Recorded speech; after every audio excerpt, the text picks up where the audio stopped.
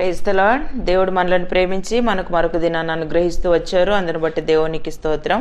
ఉదయకాలము దేవుని వాగ్దానం. హెజ్కేల్ గ్రంథము 29వ అధ్యాయము 21వ వచనం. నేను నీకు ధైర్యము కలుగజేసేదను. సో దేవుడు మనల్ని ప్రేమించి దినమంతటి కొరకే ఈ శ్రేష్టమైన వాగ్దానాన్ని మనకు అనుగ్రహిస్తూ వచ్చారు. నేను నీకు ధైర్యము కలుగజేసేదను. ఉదయకాలము ధైర్యం చెడిన పరిస్థితుల్లో ఉన్నావేమో. దేవుడు హెజ్కేల్ ప్రవక్తతో సెలవిచ్చిన రీతిగా వారిలో మాట్లాడుటకు నీకు ధైర్యం కలగజేసేదను, అప్పుడు నేను యెహోవానై ఉన్నానని వారు తెలుసుకొందురు అని.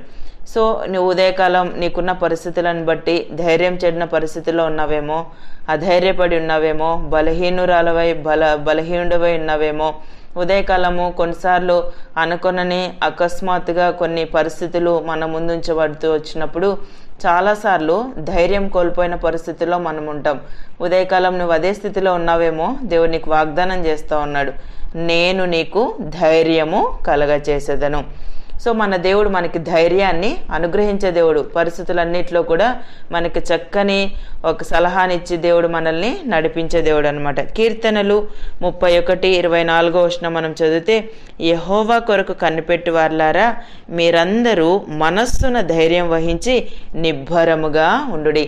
సో అక్కడ మనము ఆ కీర్తనలు 31వ అధ్యాయంలో చదివినట్లయితే దావీదు యొక్క అనుభవాలు ఆ కీర్తనల్లో రాయబడుతూ వచ్చాయన్నమాట. ఎంతో భయంకరమైన పరిస్థితులు గుండా దావీదు వెళ్తూ వచ్చాడు. మనుషుల యొక్క కపటోపాయములు, వారి యొక్క ఆలోచనలు, వారి యొక్క పద్ధతులు, సో తన యొక్క జీవితంలో తాను అవమానపరిచినటువంటి పరిస్థితులు ఆ అధ్యాయంలో రాయబడుతూ వచ్చాయన్నమాట. సో ఇలాంటి పరిస్థితుల మధ్య, ఇలాంటి మనుషుల మధ్య, ఇలాంటి అవమానకరమైన పరిస్థితుల మధ్య తను ఉంటూ వచ్చినప్పుడు తను ఒకటే సెలవిస్తూ వచ్చాడు అనమాట. యెహోవా కొరకు కనిపెట్టి వారులారా మీరందరూ మనస్సున ధైర్యం వహించి నిబ్బరంగా ఉండండి. సో దేవుడు మనతో ఉంటే వీటన్నిటిని మనము జయించవచ్చు అని ఈ అధ్యాయంలో మనం చదువుతాం అన్నమాట. ఇక్కడ అంటే మనుషుల కపటోపాయంలో వారిని అంటకుండా నీ సన్నిధి చాటున వారిని దాచుచున్నావు. సో దేవుడే మనల్ని దాచుంచే దేవుడు. సో ఈ భక్తిహీనుల అంటే భక్తిహీనుల మధ్య, సో కొన్నిసార్లు రకరకాల మనుషుల మధ్య మనం నివసిస్తూ వచ్చినప్పుడు, కపటమైన ఆలోచనలు చేసేటువంటి వారి మధ్య మనం ఉన్నప్పుడు కొన్నిసార్లు ఈ పరిస్థితులను బట్టి మనం భయపడుతూ ఉంటాం. ధైర్యం చెడిన పరిస్థితుల్లో మనం ఉంటాం. అందుకే ఉదయకాలం దేవుడు మనకి జ్ఞాపకం చేస్తున్నాడు, నేను నీకు ధైర్యము కలగజేసేదను. ఇక్కడ కూడా దావీదు, సో ఏ విషయంలో కూడా మన దేవుడు మనల్ని సిగ్గుపడనిచ్చే దేవుడు కాదు. సో నువ్వు ఆ పరిస్థితులను బట్టి నువ్వు దిగులు పడిన అవసరంలే. యెహోవా కొరకు కనిపెట్టి వారులారా మీరందరూ మనస్సున ధైర్యం వహించి నిబ్బరంగా ఉండుడి. యెహోవా విశ్వాసులను కాపాడును. యెహోవా భక్తులారా మీరందరూ ఆయనను ప్రేమించుడి, ఆయన మనల్ని కాపాడే దేవుడని ఇక్కడ అభయాన్ని అనుగ్రహిస్తూ వచ్చాడు అనమాట. సో మొదటి దినవృత్తాంతాల గ్రంథం 19వ అధ్యాయం 13వ వచనం చదివితే, ధైర్యము కలిగి ఉండుము, యెహోవా తన దృష్టికి ఏది మంచిదో దానిని చేయునుగాక.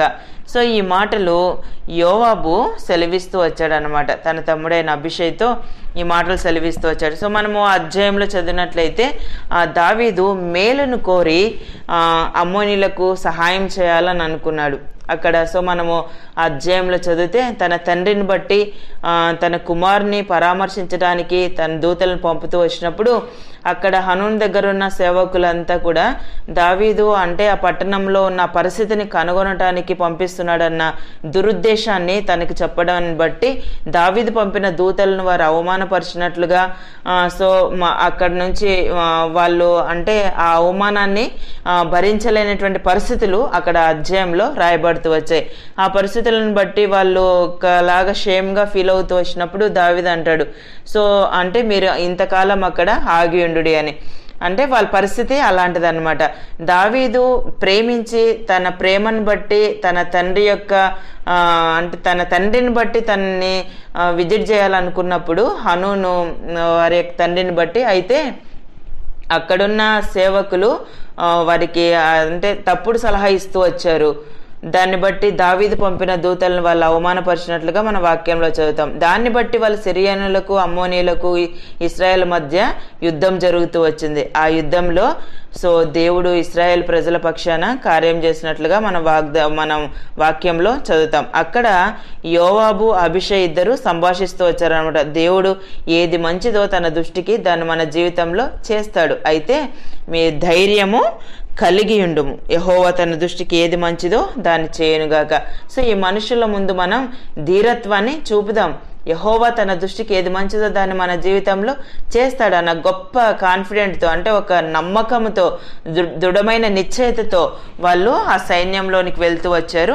దేవుడు గొప్ప విజయాన్ని అనుగ్రహించినట్లుగా మన వాక్యంలో చదువుతూ ఉంటాం. ఉదయకాలం నీకున్న పరిస్థితులను బట్టి, నీ చుట్టూరున్న మనుషులను బట్టి నువ్వు భయపడుతూ లోపల కృంగిపోతున్నావేమో, అధైర్యపడిన పరిస్థితిలో నువ్వు ఉన్నావేమో, ఇలాంటి నిందలేంటి, ఇలాంటి బలహీనమైన పరిస్థితులేంటి, కుటుంబంలోనే ఇలాంటివి నేను అనుభవించాల్సి వస్తుందని పోతున్నావేమో, దేవుడు నీకు జ్ఞాపకం చేస్తున్నాడు. ధైర్యము కలిగి ఉండుము, నేను నీకు ధైర్యము కలగజేసేదను.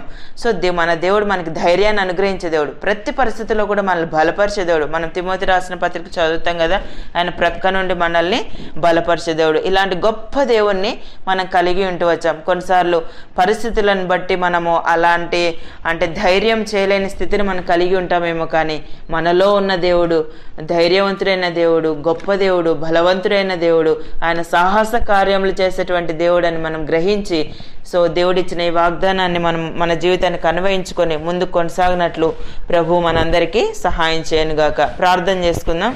ప్రియమైన తండ్రి, మీకు వందనాలు. యేసయ్యా, మమ్మల్ని ప్రేమించి మాకు అనుగ్రహించిన ఈ శ్రేష్టమైన వాగ్దానాన్ని బట్టి స్తుతిస్తున్నాను ప్రభా. నేను నీకు ధైర్యం కలగజేసేదని సెలవిచ్చారు. ఉదయకాలం నిత్య జీవపు మాటలు వింటున్న మీ ప్రజలందరినీ కూడా జ్ఞాపకం చేసుకునండి.